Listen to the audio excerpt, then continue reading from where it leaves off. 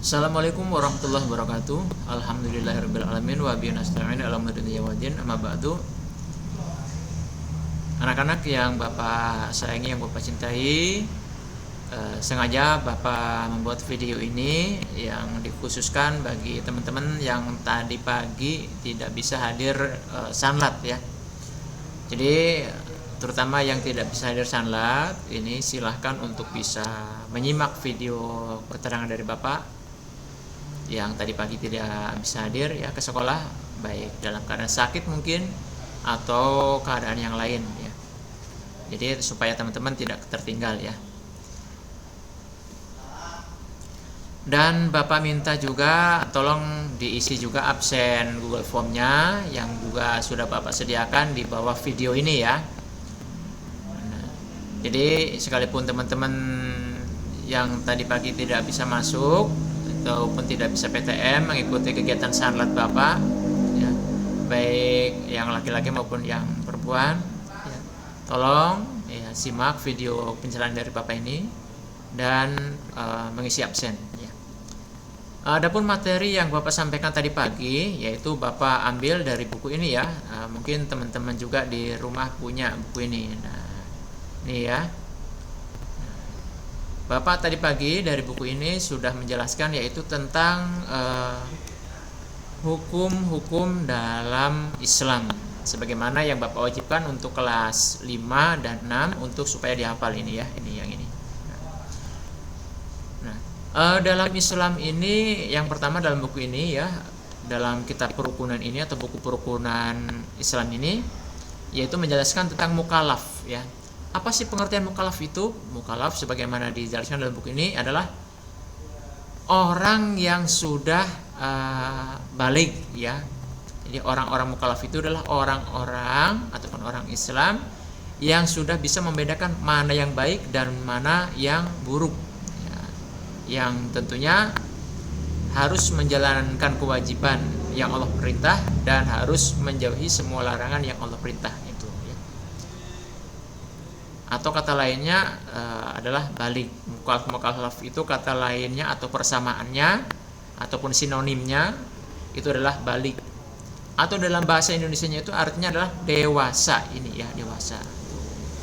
Jadi orang yang sudah dewasa itu adalah orang yang sudah bisa membedakan mana yang baik dan mana yang buruk.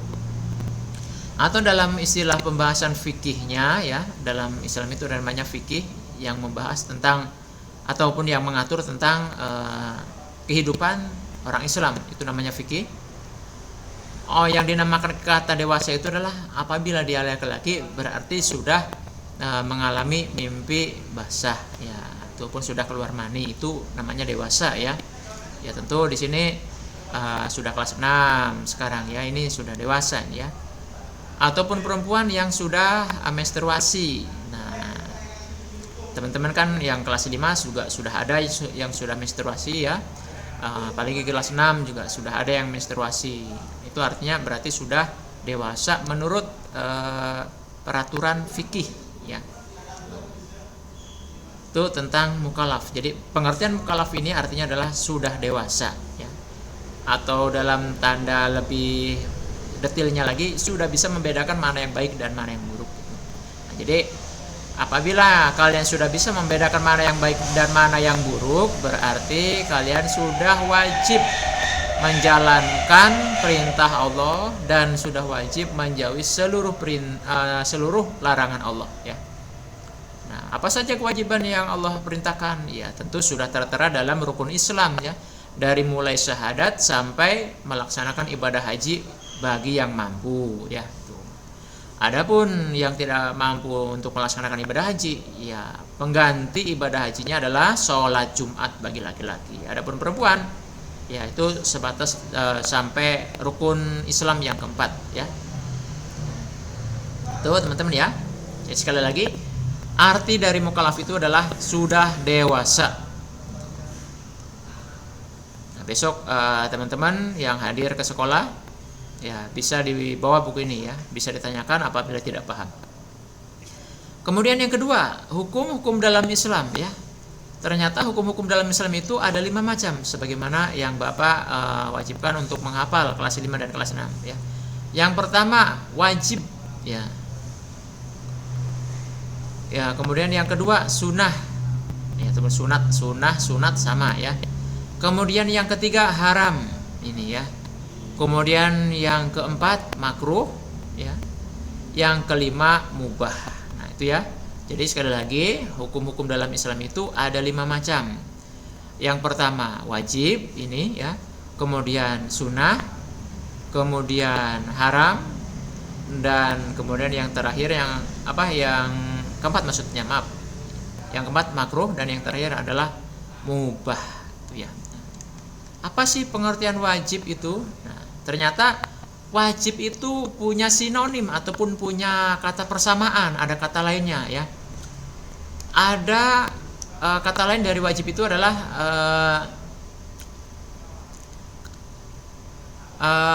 fardu. Nah, wajib, kemudian ada lagi fardu.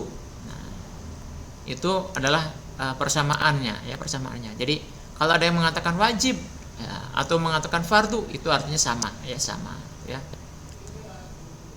Dan ada lagi yang mengidentikan itu artinya hampir menyamakan ya, yaitu halal. Nah, tuh kan di sana tadi ada haram kata Bapak, ini yang sini kemudian ada, nah kalau ada haram berarti ada halal. Nah, jadi wajib, kemudian fardu, kemudian halal. Nah, itu adalah salah satu perkataan ataupun kalimat yang sejenis ya. Nah, dari mulai wajib, kemudian fardu maupun halal, itu adalah sebenarnya artinya adalah sesuatu perkara apabila dikerjakan itu akan mendapatkan pahala.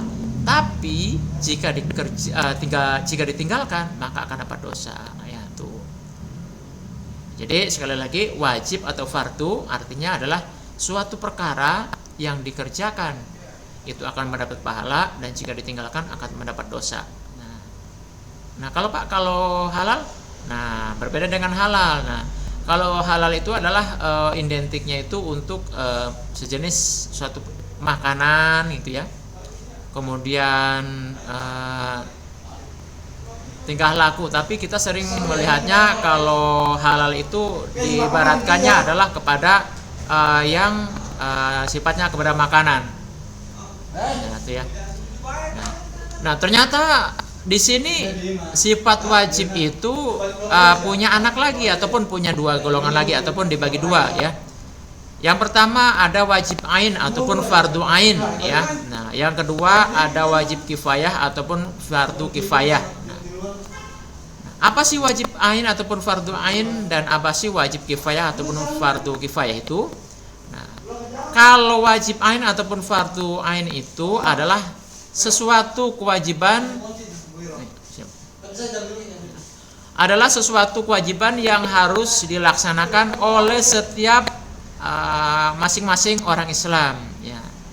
Jadi seperti sholat 5 waktu, puasa di bulan suci Ramadan, bayar zakat fitrah, itu adalah kewajiban masing-masing, ataupun kata lainnya adalah fardu ain ataupun wajib ain itu. Jadi setiap orang kalau dia mengaku orang Islam maka harus melaksanakan sholat 5 waktu, puasa Ramadan, itu namanya adalah contoh dari fardu ain ataupun wajib ain. Nah, berbeda dengan wajib kifayah ataupun fardu kifayah.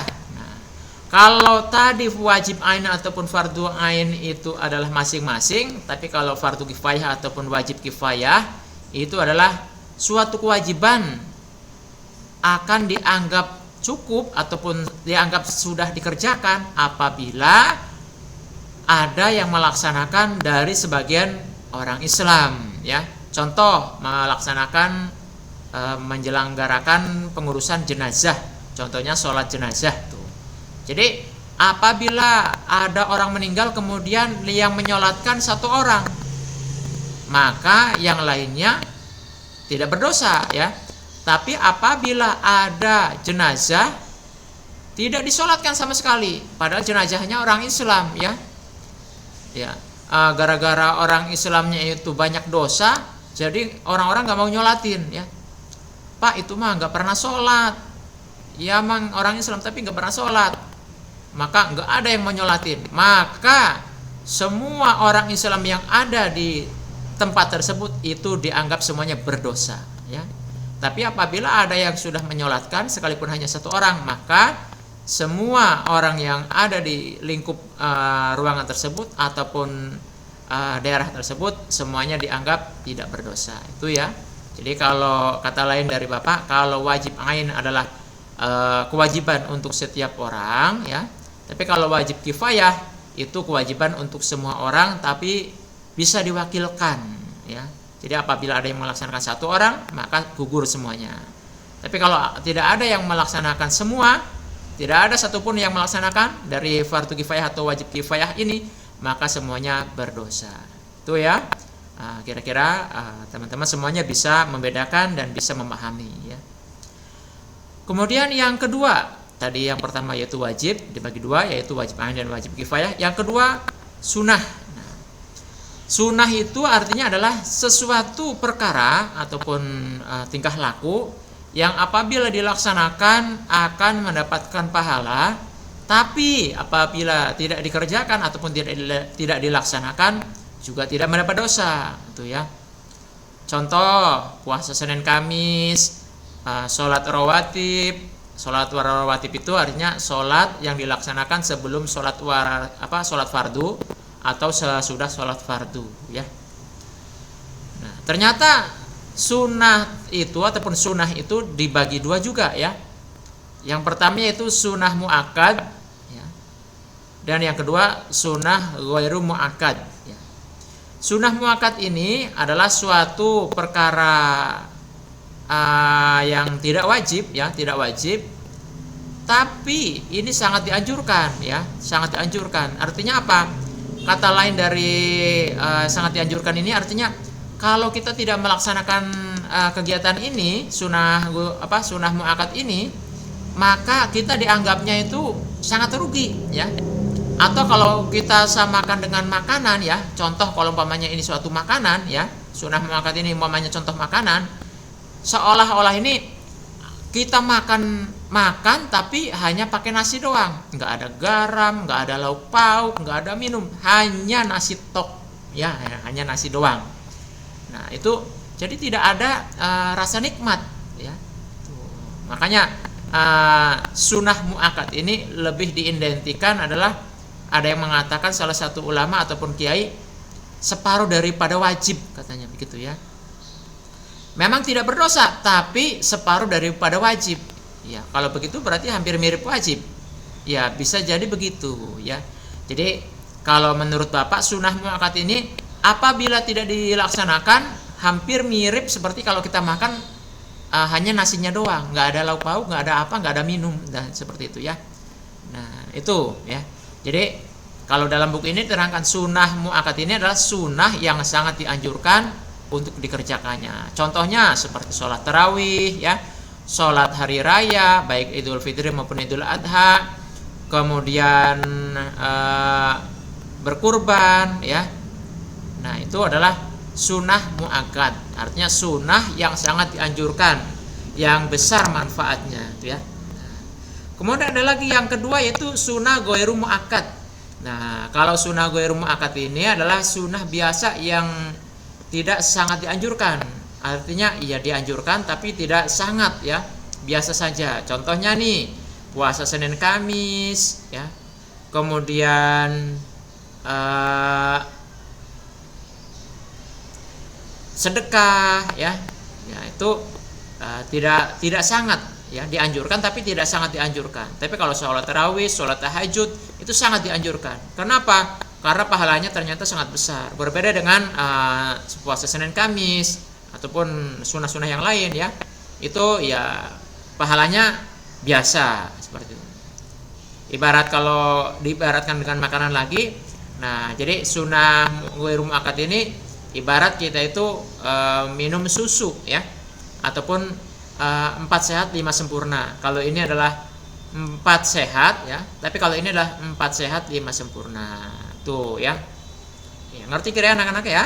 Ya mohon kepada orang tua untuk bisa menjelaskan kembali kepada putra-putrinya apabila penjelasan saya mungkin sangat terbelit-belit atau kurang dipahami ya. Dan yang ketiga ya, kalau yang kedua sunat ya, yang ketiga adalah haram. Haram itu pengertian dari haram adalah apabila kita kerjakan maka akan mendapat dosa, apabila ditinggalkan maka dapat pahala ya. Sebagaimana di sini ya. Yang dinamakan haram adalah suatu perkara apabila ditinggalkan mendapat pahala dan jika dikerjakan mendapat dosa. Itu ya. Jadi kalau ditinggalkan ini dapat pahala, tapi kalau dikerjakan dapat dosa. Contohnya haram apa? Nah, haram ini ternyata meliputi bukan hanya dari makanan saja, tapi juga meliputi dari perbuatan. Ya, contoh di sini, ya, haram itu contohnya minum minuman keras, ya, berbohong, kemudian mendurhakai orang tua, ya, kemudian mencuri, ya, dan lain-lain. Pokoknya semua perbuatan haram itu identiknya lebih kepada mendapat dosa ya. Seperti itu ya anak-anak ya. Iya. Kemudian yang selanjutnya ya, siap. Yang selanjutnya yaitu makruh ya. Tadi haram, sekarang makruh. Nah, berbeda dengan haram ya, berbeda dengan sunnah. Nah, makruh ini memang kalau kita kerjakan tidak mendapatkan dosa ya, tidak berdosa ya. Ya, seperti ini ya. Perkara yang apabila dikerjakan tidak dapat dosa. Ya. Tapi kalau kita tinggalkan itu akan mendapatkan pahala ya. Contoh ya dalam buku ini dicontohkan seperti makan petai atau makan bawang merah mentah ya.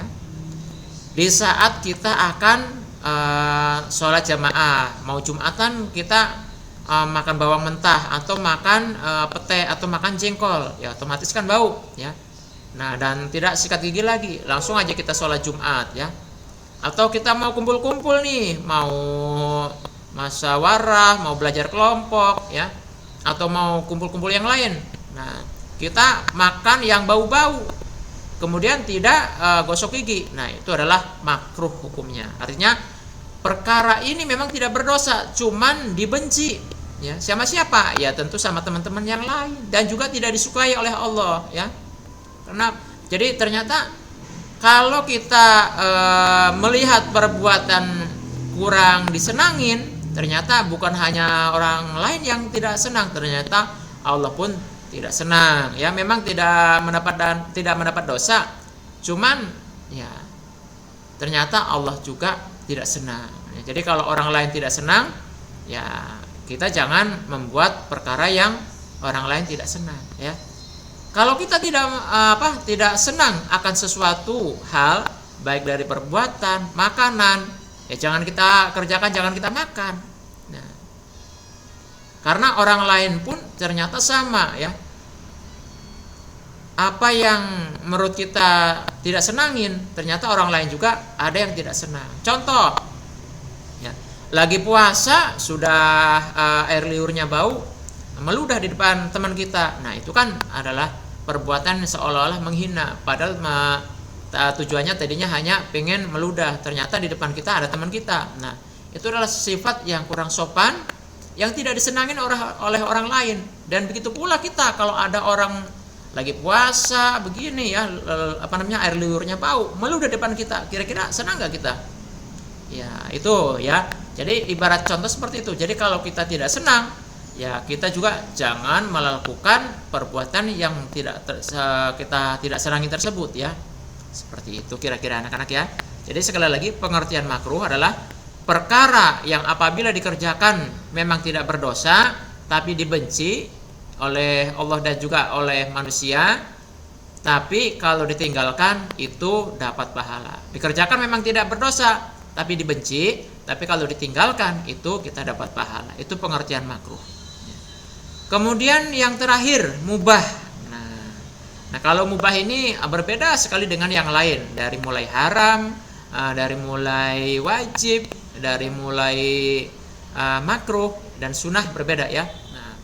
Kalau mubah ini adalah suatu perkara ya apabila dikerjakan ataupun tidak dikerjakan itu tidak berdosa dan juga tidak mendapat pahala.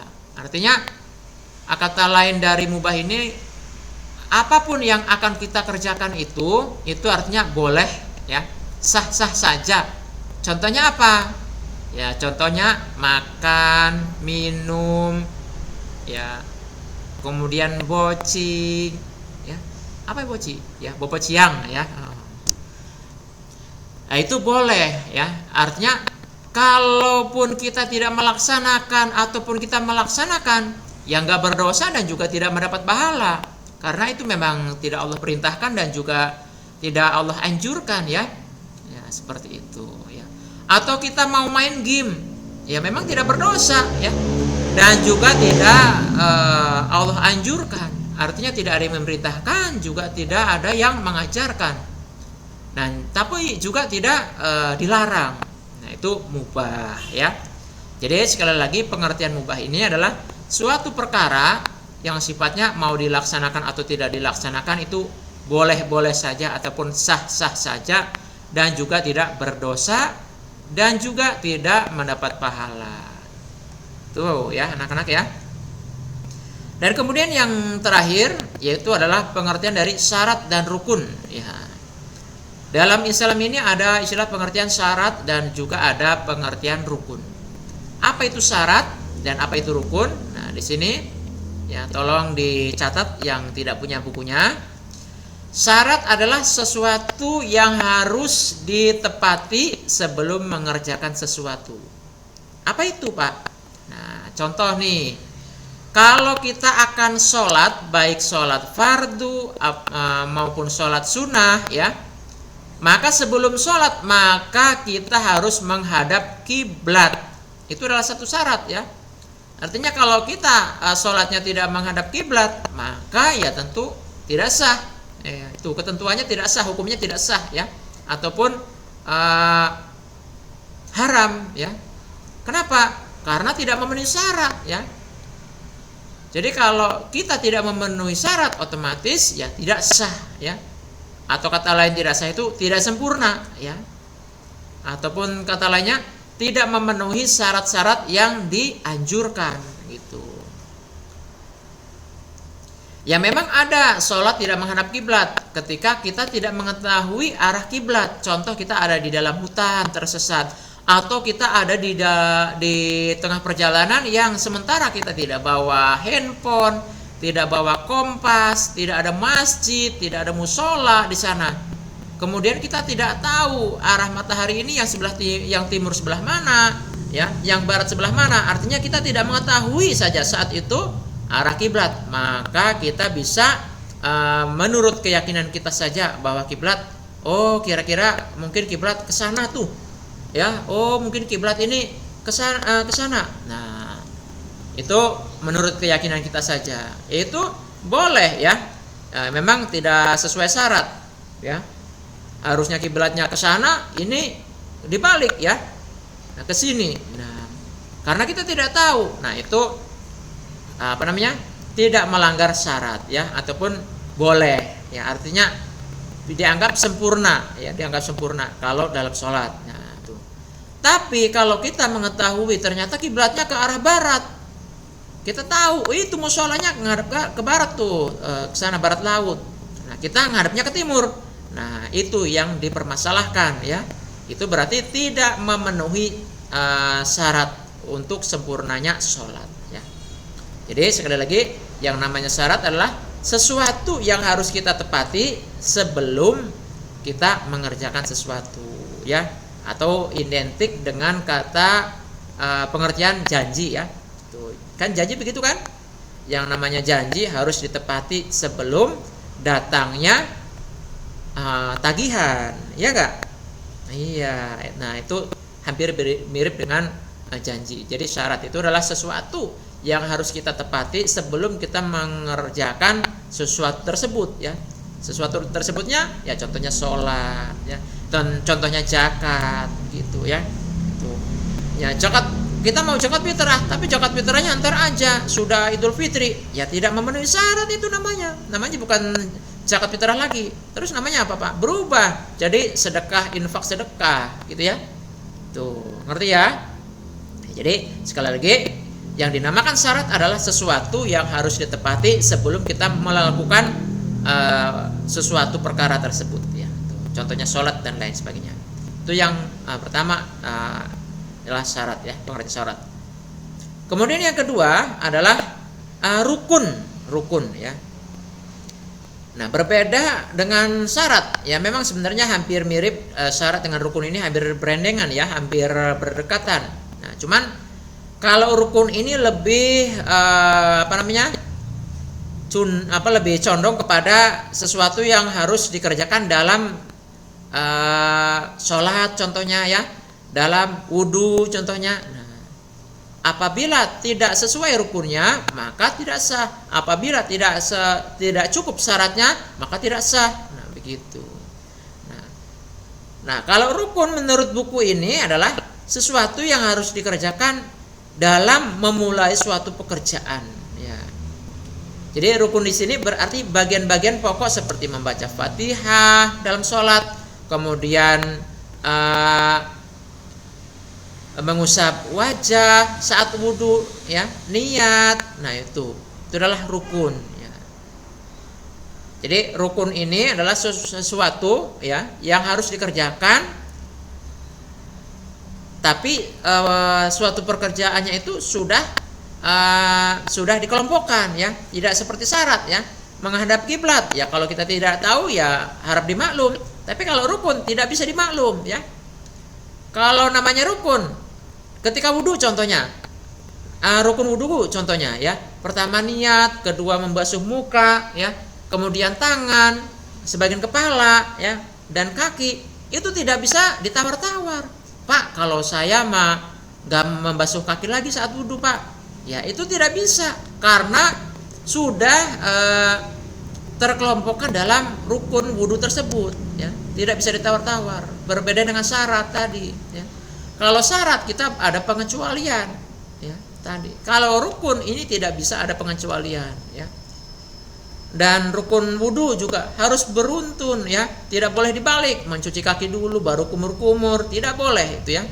Karena kan di rukun wudhu kan di sana ada yang terakhir yaitu tertib. Artinya tertib di sana itu berurutan dari mulai niat, basuh muka ya, tangan sampai terakhir tertib kaki itu harus berurutan, tidak boleh dibolak-balik ya.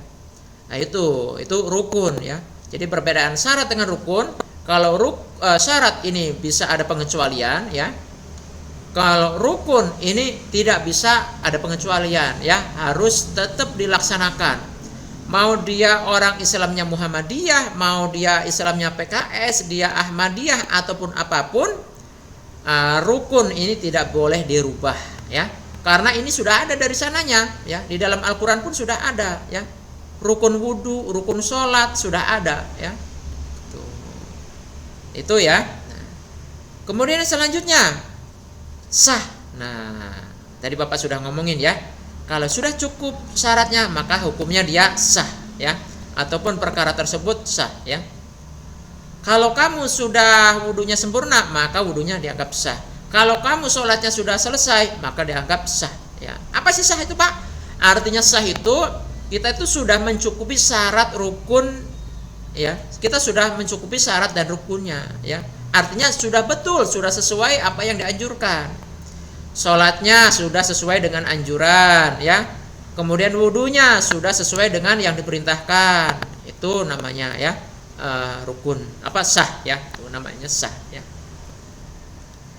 Atau ada orang menikah sudah sesuai dengan rukun nikahnya, maka sah itu ya. Maka sah menjadi suami istri, itu sah ya. Tuh. Jadi artinya sah itu, kata lainnya dari sah itu berarti boleh dipakai ya. Pak, ini sudah sah ya menikahnya. Sudah, ya berarti sudah suami istri jadi suami istri sudah sah, berarti ya boleh berumah tangga. Artinya boleh hidup serumah. Tapi Pak, ini ada orang menikah tapi nggak sah. Ya namanya nggak boleh itu hidup serumah ya, laki-laki dengan perempuan tidak sah menikahnya. Ya itu tidak sah, maka tidak boleh satu rumah ya. Ada laki-laki perempuan lain muhrim ya. saudara bukan, kakak bukan, adik bukan, orang tua bukan, ya. Kemudian tinggal serumah. Pak, ini kan teman saya. Iya. Kemudian ya saya tidur satu kamar, tidak boleh. Tidak sah hukumnya. Kenapa? Karena bukan orang yang boleh tinggal berduaan, ya. Kalau suami istri, anak dan orang tua boleh tinggal bersama, hukumnya sah. Kenapa? Ya karena itu muhrim, ya. Suami istri boleh karena sah, sudah diikat dengan pernikahan. Tuh ya. Kalau dalam makanan ini adalah halal, ya. Tuh. Halal, ya. Artinya kalau halal, kalau suatu makanan halal berarti sudah boleh dimakan. Udah saya ini udah. Oh, sudah. Ya, silakan dipakai. Nah, seperti itu, ya.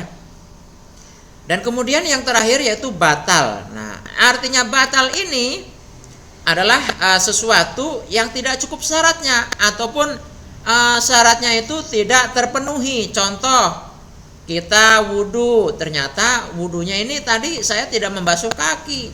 Nah, itu batal wudunya, ya.